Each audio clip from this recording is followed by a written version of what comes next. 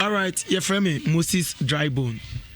Me di ankasa di Moses Onya, but do not name as Dry Bone. Na me Ghana Drunkards Association for President. Na just odi battery kasa mo. Ya no monsa no. Ya tiku enti me na me da omo ano ekuna no as president. Okay. As omuma mpini. Okay. Now say yes bars is how the bar and sporting in aka.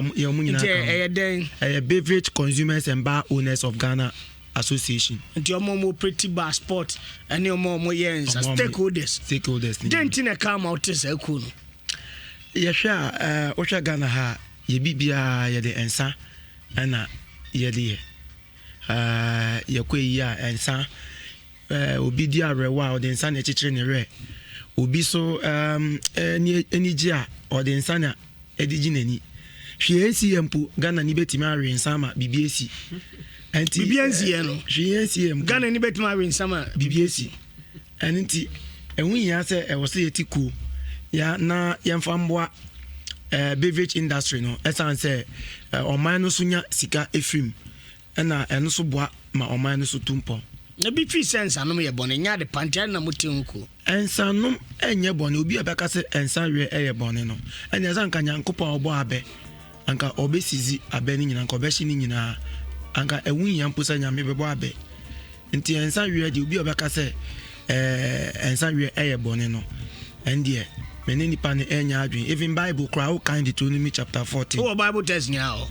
Oh Bible test e fans an. Deuteronomy 14 verse 22 to. Okay, now we are checking my wire. 26. Okay, now go verse na. Yeah. Say. Ensan we e ka title no. Nti ensan we de enya bone.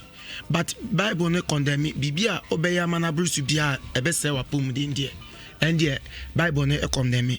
Eduane krampo udidi bruso a bone anti ensan we dia entina Yesu Kristo oba asase so no ni first essentially a odi kan eyeye odani nsuo ensa ada na wanda ni nsuo no gin wagon ana say ebia Benz we ana odani no ensa anti ensa part of your daily life. Okay. Mr. President, His Excellency me here and I see a COVID by man penny the restriction be ba neoma bebre so eto neoma bebre but obi neoma so kakra no anya ode or the press release ni ade ko say wonti ase say ba ne sport watum ema wo adwumayefo ana followers ana so association elusu let us no kwame so na otwe ye den he na wura ye na fe ye den na ye measures bebre unlock ye mbie na wetimi ewura ma ye bie ba pap ne sport ama mani age and answer na me is anu ma menda o mampeniasif in the first place for now there what yesu ama what I lifted restrictions no on drinking sport obehwa tama coronavirus no baye no na yare bia ye nyina ye nhyedan nim sene yare no esete enti omampeni ye say and the restrictions beto bibia so enti ma ye nyina okaye hyeden for some time even though say ejuma ye no affect ye kakra but obeye ejuma na obehwere won kwa de ehun be nya se ye betena fie na ya hwe kwan e be fa so a yare no ye betumi eyefu na ade ba kwa mi hu ye no se yare yi ba yi ni prevention methods nyina ejina alcohol so. Okay. And you might de bon by nyina agina alcohol so. The bia ye campaign say use alcohol based sanitizer. Oman ka say use soft drinks. Oman ka say use Malta Guinness based sanitizer. Oman ka say use Coca-Cola based sanitizer. But almost alcohol based sanitizer. Not just say alcohol no be here. Alcohol no juma bia edi. Alcohol use so that be and one so na ye dey fire minimum for a long time. Ebuama yapum din etimisi so iye. Enti ya na ba ye no ye say no. There is something useful about alcohol. And inti enwu be hia say yeso ye besi nkonwa na yaka yetiabo me regional president, me regional PR testing officers. What testing officers? Mbachani. Any me women organizers ɛna me chief of staff women organizers ekuo no de mbaka ho emema ka ho na wo chief of staff ɛna ye chief of staff obia wo de kwan of faso obia we dwuma oye enti ye cabinet meeting ɛna yesi nkonja fa ho adwen sɛ there be e was say yeso ye hwɛ ekwan a ye bɛfa so de aboa ɔmampani amanatima prevent yare no enti ye de nkrata ba monte so say 1 month edi kodie enya ade a ye be nom nsa for 1 month okay na che say ye bigya nsa we for bosom baako say be ya betimi a boost your immune system okay enti for 1 month members ne tiase de omo tiase e ma 1 month ni nyina na nsa pa de ebi nka dodo no about almost 1.6 million members are omo active drinkers no nsa bia nka database ni nyina o nipa be 1. Eko ni yeso ye pa send medical kind no ye akukudam ye a doctor for kunum ye won central for ye DJs wom ye teachers police soldiers omunyina aka eko no ho won enti eko na ntise ne amanfo tise bia ye say akwamesa fo kabum ku nti no omo de ane se ombe no monsa ase de bi ye no ye fa ye ma nchechire kwa obefa so be no monsa enko se wapom din obi o onim se ono monsa na se ensa no ese na pom dia e wo se ensa ko na oye a particular ensa na onu bia no company na oye sansa no e wo se ye de no court no compensate you obi so nim se and right say obonus or that drinking sport your right so be fair a police force o mefa won kofi na bono ya ane na ana so mo do be ko police station na ma pe bia ma wada na se dokuno ne ntina mbimpo na ombenya amawa na omato ama sa be yanketenkete enkokun wo police station ho enti ni nyina ka bambo adwuma no enti ye consumer right bia e govern obi a ore nsabia but nyeti ne say the stigmatization ne say obi a onom nsabia enye ni papa enene ade a ye they stigmatize one monsa but also best dey obedi one that say uko drinking sport bia omo no monsa no ye make us majority Christians because who should be a sport no be standing there one bo Geoffrey obebo Godwin one bo Lydia obebo Mercy and na say ensa no obi anu bi adenti na yeko yase a edu ensa real time obi enyi ni hu film obi a twa bi but a corner be fast or be no my best our pum dino and no yeah ajatu yen say be ma sanche chere okay safe now dey fide na to Nhyira 104.5 FM ofie kwan ji media ne the president of Ghana Bar and Drunkards Association and if in crime be do am in the person of Mr. His Excellency Mr. Moses Dry Bonetrin come on na His Excellency den and afi measures ben now put in place and my president ma kwan se mumbie wo den now the kwan sembe na kan ma to man peniasum e mo bie ba ne pap wa bro umbie airport eyi umbie measures bebre kro ma ho kwan no correct entena Mr. T and medical dan ase because osha asorintia entua tax enso de bia omoje collection kremoden omuntua tax kremofon tua tax ena busumden susu entua tax but yen nyina beje atum say tax na ye de develop omai na usha Ghana ha usha the number of bottles are echo around from Coca-Cola, Guinness, Adonko, Happy Man and all the other beverages now usha taxes are omutua ubeje atum say omo na eboama omano economy in terms of tax returns omano enya free other institutions no beverage industry no na omano enya sika free mu pa because tourism ministry be di one that say almost sector no beverage industry na ema omusika tourism site bia so obeko bia so no drinking spot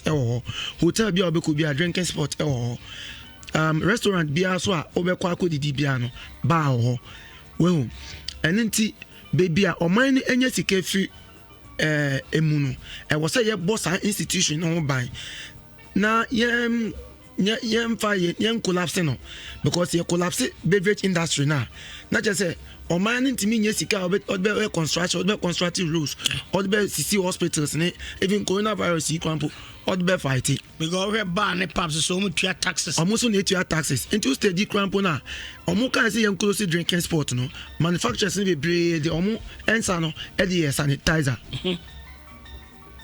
not just that means say alcohol very useful to the society ebe fight virus and so what is here enti omampeni yeah several advocacy say omampeni beti enka say what to drinking sport mo we be asori no asori emphasic cambre on mine no and na second so omo kwa asori no omo so na omo operate drinking sport omo so na every insane so ani drinking omo kwa asori no ekoto collection no omo so na operate drinking sport omo so na every insane well ana Ghana ha ye jan san wi a hwe unemployment rate ebe create o man Ghana amanfo nye adwuma nye Accra be close down Guinness Ghana be close down Adonko Bitters be close down Happy Man Bitters be close down Bieja Brukutu be close down Bieja be close down Jota di munyi na be ko down na hwe unemployment rate ebe create o man Ghana well enti amanfo enum responsibly no omo so esa so create adwuma ema o man no well and intina ehun be yan so omampeni obe lifting restrictions on drinking sport however no who steady a companies now mo yes sanitizers no omo so na manufacture ensa no and inti wo sha sanitizer be common e wo drinking sport and posting any other places. Okay.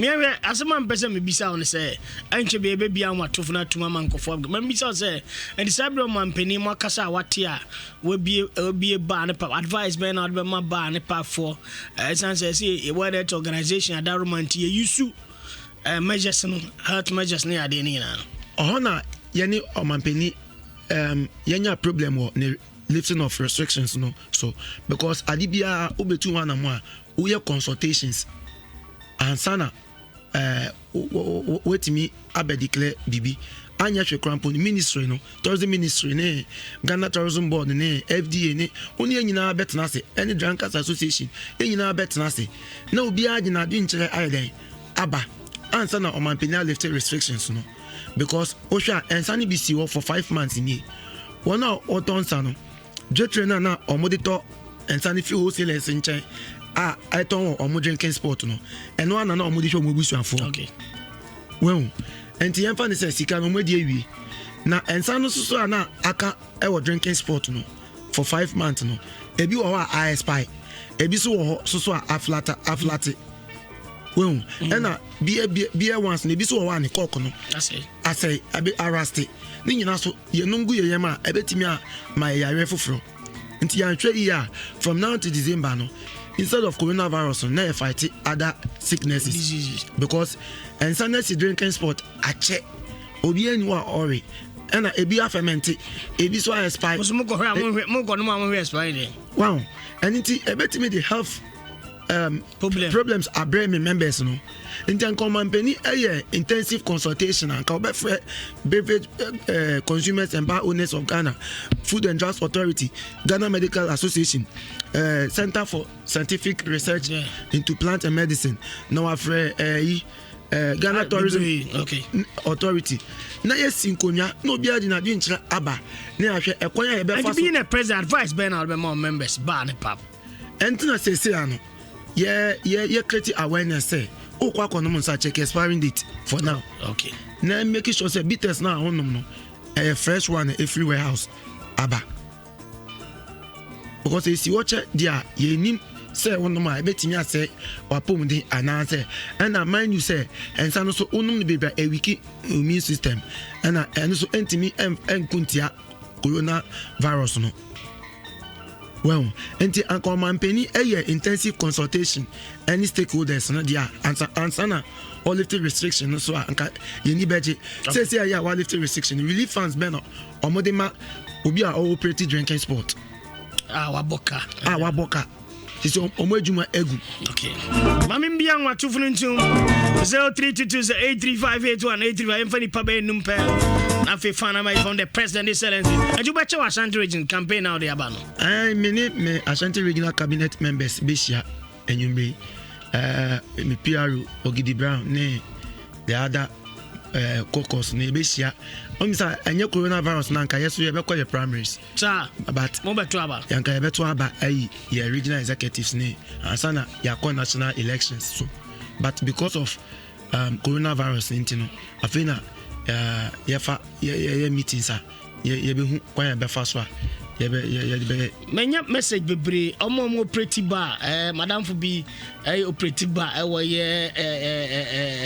agree one baby o say na age pa because maybe about say we no go say ofrey e ka say the match school fees ni ade ni tua anything the light na come ma enti de say wa back enti oda wasipi 3-piece precious point pap and I feel a classical pub moving in any age. And him say, I don't for back on tons. Oh, yeah, I say, Broadway's any age. And I feel go maximum. Number here 0322083581 You have the president, His Excellency, or see tribal of ya. I feel question back on me and to bar pap near the I think you are fighting a good cause. Why are they? Yeah. Say dear, the passer, or maybe but your person or more operated drinking sports. No, you hear more because I was a year acquire before so I been the more relief fund. Skabia or me, and that's your major man. I say because says ya or mutitifi, over 5 months. Okay. And it's a business scadi as on my bar because because enona family and the second tax they be every drinking spot be a KME edge levy also aside that so no omukoton san so tax VAT. I'm for first call. Hello, good evening. Hello, sir. Yes, I'm Pachawani. I'm Mr. Noe. Come here, Tio. Free. Okay, Tio. And just no more Canadian. You say, my parents said, I saw you on Twaba. On Twaba. But when we are almost about the income power, the whole girl, but almost we are protecting the papa. Okay, I say, now for one day, when it's also no, we are pushing the Mao. So, just you know, I saw that. What make you sure you come on your Uber? Okay, Emva, the next caller. Hello, good evening. Hello. Hello, good evening. Yes, sir. President to IATU. All right. If I'm a copy, I can share Cocoso. Okay. President Asama Okano. Somebody, many are doing somebody, okay. So, be a Juma, President Jemwana, there, any. Sika o man ye dey ba be bu o man nyina ne yense sam na jadi fo yo mo mo ye gina lockdown yo mo ati o mo nyina enu nti no den hwehwe pa gu on mo se o 10 number no apply sa loan ni bi mo. Okay. The president there obi a wo ba ne pap no on fa 10 number na apply that's CP. Hello, good evening. Hello. Yes, sir. Bajawani. Njabu sapani. Eja kwamfori ye ti o na nwumre. I don't so rano jo and you be ajumboni na so so on your mestre woman no na and say ono waka wasem say omo no ne basa so bi konom sabone ko betrezi na associate fache and for the next call. Hello, good evening. Hello. 0322 funny papa me and saka and the president Ghana Bar Drunkards Association and the Pabina president. Hello, good evening. Hello, good evening. Good evening, sir. Yes, sir. One. After work at every Adasika on a Kroma Bansu Comment Center, Pato Asia 104.5 direct and workers Munam Way. You at a Kakra meet me, I can say, wait, I'm up one will be a moa. Yabra, lockdown banner, you're owning a yin, and one told smart you, and I'm for a with you, you visit Wabono Columns anyway. If you want a moment and pick up a town on 5 bye bye. Okay, that's it. Hello, good evening. Hello. Yes, sir. Atanga. Ofa. Continue Miche. You two and catch you. So far, Abraham does it pass you. Obeni yetio. Your media and say, it's a carriage, and that's the animal of the Musa. I say, will be a GPD, I say, one thing I say, I saw him apply because say bar next sport near the end so much taxes. So I buy ice water for a shade California. The home say, Juma no me the show me number. Because I'm from Sadia. Yeah, you know, so Mr. Aso, you know, to me, a boy. And yes, a bit my private. I didn't answer what 10 money. Me what in your Bobia what in. Okay, and that's okay. Hello, good evening. I'm for last column now. Hello, good evening. 0322083581. Hello. Yeah, good evening. Good evening. But you didn't the same. I'm from Nabaka. Make us a friend and Kwame. Okay, it's you. Ready. And then another was a pass or be a major. No one a 20 share home. And the Bossian to the woman because I be a Italian answer. Oh, yeah, oh, bar now, Papa now. Me wa ba. Ewe infa. Ewe fence Adam Kwame. Edini ya den. E friend KG's pap. Okay, nti wani age se o ma bia tum. Papa. And o president wa wona nkasa. Yo, Mr. President. Yes, madam. Why are there pa ya minister so akonko dia maye. E say tiafie. Yes, anyina say sika nyina sa. Enti ko so ara ba ho modern abosia no. President Mayo be near to fancy and fan here near Yanam Ketso. I mean, I want to. Okay, President. Yeah. I bring you and then me I am more fin can be there. And so all rounds with brother. Fana message bang and all the master Ghana. We person be member. Number Ben obey me afraid. Obi how be a number Ben on friend Abuano. Ashanti region the many badges say me PR ni number be to you. We are PR number. Na PR no one. Okay, the brown. Okay, yo. President, Ashanti regional. I'm busy out. I'm in Bangladesh. Na kokoboa bakwa ye mepese wona wonom nsano omo enya suntie ene se sesi aya omo easy restriction no ye besre wona wonom nsan pa se omo make sure say omo ensure responsible drinking sabi ensano sesi yare na doso apart from corona ne ye yare bibra no so nanam system eninti onoma na wa ya hwe na wa hwe se obenom nsapa because ensani bi nye de ensani once enna meka se obi nom nsana so otro obi nom nsana se na afuhu obi nom nsana se na se tatai na no ye kokko na je se nsana a onom no enye nsapa because ensapa de e was ema wapom de esi eninti omunya responsible drinking no make sure say omo abuse ensa no odin ana obi a oye diabetic and won say onum ensa sugar ewom ana obi a wafa yifu say won say onum caffeine and answer ensa no odin ana this time ya stadium we say same kola no omo minus no omo ra ensa wiem mo and this say ye besra wufo no say sa asuma na musuma kola koton sa o drinking sport no ombe jai almost man kwala no anti say akwala bia o papa besma na ra drinking sports on beton san no odin bia no mamu ton san no ma no anti we ni kokobo a yebo na afiso driver for na mo rensa o mutna stage no mo nyai na road accident nipa nkwa hu ya.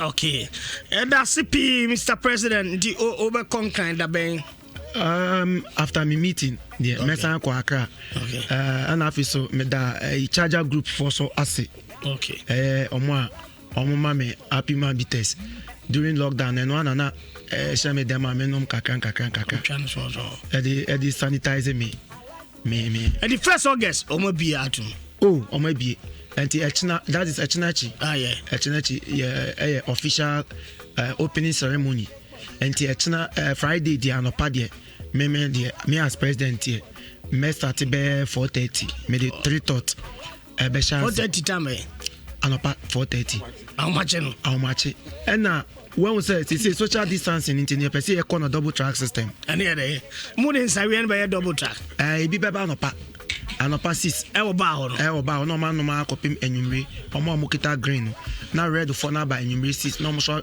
anoma kopim debut anopa how much 12 and sana mo ba no